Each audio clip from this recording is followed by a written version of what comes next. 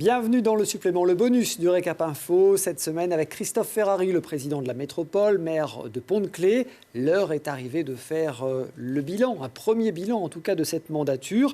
Vous nous dites s'il y a des choses qui ont marché et puis il y a d'autres sur lesquelles on a quelques regrets, peut-être le regret de ne pas avoir réussi à susciter ce sentiment d'adhésion collective autour de la métropole. Oui, et puis des insatisfactions ou des choses qui ne sont pas allées à la vitesse qu'on souhaitait. Mais ça, c'est normal, c'est la vie, mais il faut le reconnaître et surtout toujours les analyser et se poser la question pourquoi nous n'avons finalement pas réussi ça et qu'est-ce qui est nécessaire. Rien n'est figé, rien n'est linéaire, tout doit être toujours reposé en termes finalement d'objectifs et d'atteindre ces objectifs. C'était un peu la crainte, c'était de voir cette métropole grossir très vite, peut-être trop vite. Est-ce que vous l'avez ressenti ?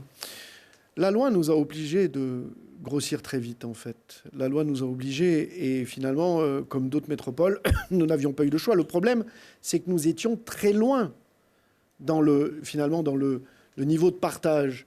Je dirais que, en fait, si nous avions été déjà communauté urbaine, on ne se poserait même pas ces questions-là. En fait, la marche était super haute. C'est un échelon qu'on va sauter, il faut expliquer. C'était très, très, très haut, en fait, comme marche. Donc, je pense qu'on l'a plutôt pas mal réussi, collectivement. Il y a encore du boulot, vraiment. Et voilà. Et puis, en fait, il faut garder toujours cet état d'esprit-là. Ce qui rend peut-être les choses aussi compliquées, c'est la nature de la composition de la majorité. Et on évoque cette majorité à plusieurs têtes. Vous nous dites, c'est finalement l'occasion d'avoir des majorités de projets plus que des majorités politiques. Je ne sais pas, moi je compare les autres territoires autour de Grenoble, je prends le Voironnais comme le Grésivaudan, qui ont visiblement des majorités beaucoup plus larges. Je regarde et je me dis que parfois leur majorité est beaucoup plus précaire. Nous avons la majorité telle qu'elle est aujourd'hui, à poser son accord dans le cadre d'un contrat, finalement qui donne des grandes orientations, des façons de gouverner, des façons de travailler. Mais encore une fois, il y a un travail qui se fait avec tous aujourd'hui au niveau de la métropole. Donc je ne sais pas si véritablement nous avons péché par fragilité qu'il y a notre organisation. Je ne crois pas. La ville de Grenoble, travailler avec la ville de Grenoble, avec les élus qui entourent Éric Piolle, c'est facile ? C'est jamais simple de travailler avec une ville-centre. Parce que, je l'ai expliqué déjà, c'est que finalement la ville-centre, elle a des objectifs de ville-centre qu'elle assure pour le compte de tous, mais qu'il faut aussi d'une certaine façon réfréner parce qu'il y a 48 autres communes qui doivent être traitées de la même façon. Donc c'est forcément de temps en temps un peu de rugosité. Mais vous savez, les relations, en fait la question c'est pas... Nous sommes là des acteurs politiques pour faire avancer le territoire. Donc nous devons nous parler en franchise, nous devons être francs, nous devons être directs, et parfois la franchise crée de la rugosité, et parfois crée même un peu des fois du conflit. Mais c'est la vie. Projetons-nous un peu dans l'avenir. Dans un an, Christophe Ferrari, vous souhaitez être encore maire de Pont-de-Claix ?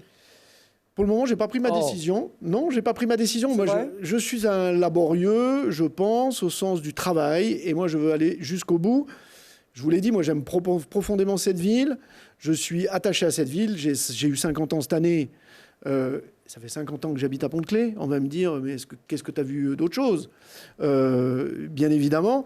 Mais moi je suis très attaché à cette ville, à sa population, à sa composition, à ce qu'elle est. Ça veut dire oui. Je n'en sais rien, mais voilà. Alors, j'y suis bien en tout cas.